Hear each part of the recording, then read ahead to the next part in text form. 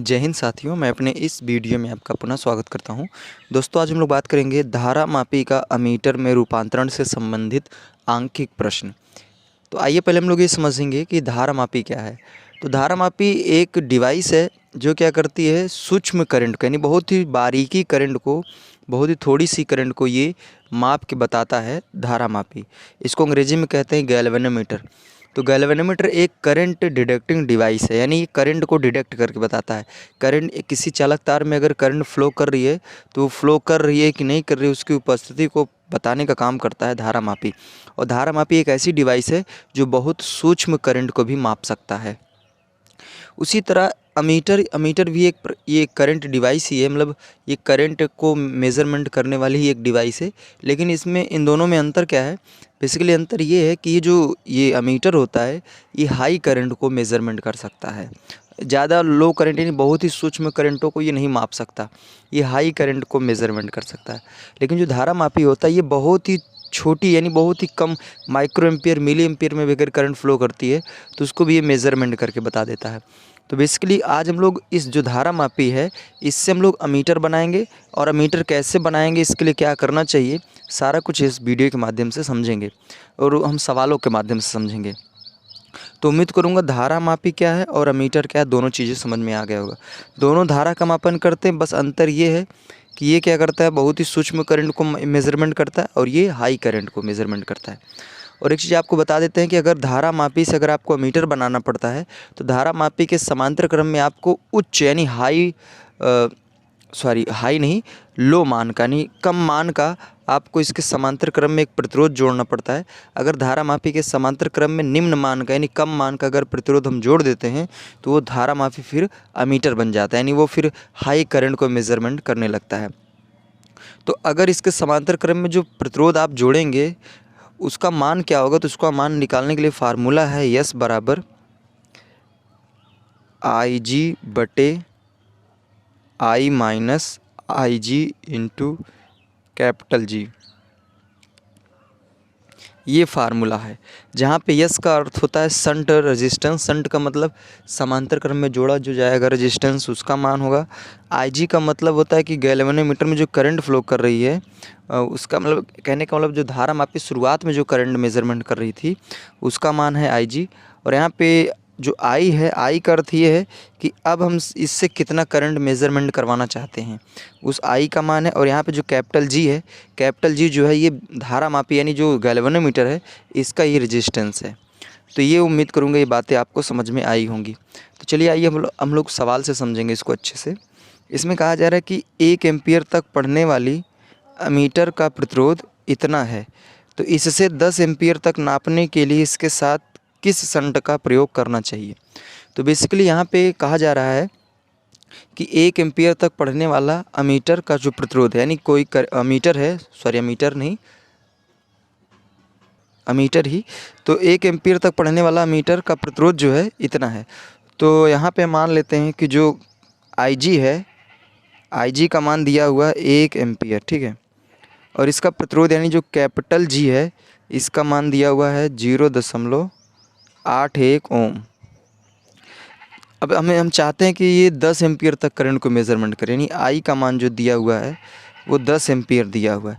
तो कहा जा रहा है कि इसके लिए शंट का मतलब किस प्रकार के शंट का प्रयोग करेंगे, यानी सीधा सीधा आपसे ये पूछना चाहता है कि कितने मान का प्रतिरोध हम लोग जोड़ें समांतर क्रम में ताकि ये 10 एम्पीयर तक मेज़रमेंट करें। तो इसके लिए फार्मूला है यस बराबर, ये फार्मूला है आई जी माइनस आई जी इंटू कैपिटल जी।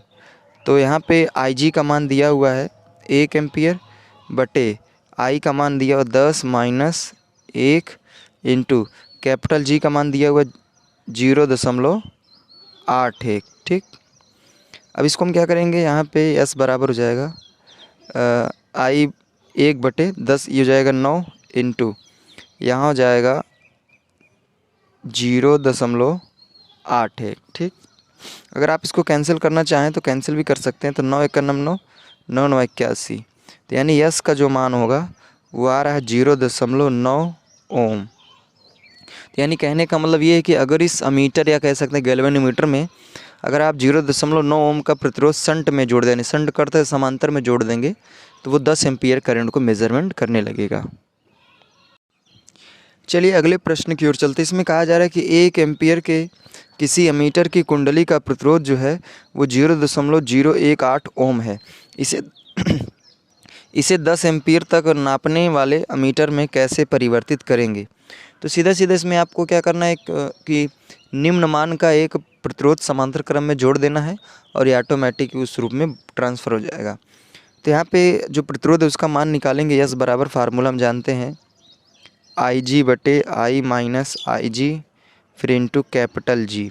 तो चलिए आइए हम लोग सबका मान पहले लिखते हैं। तो यहाँ पे जो IG यानी शुरुआत में वो करंट मेज़र जो कर रहा है वो 1 एम्पीयर है।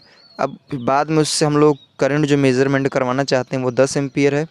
और इसका जो गैल्वेनोमीटर का जो प्रतिरोध है वो 0.018 ओम है।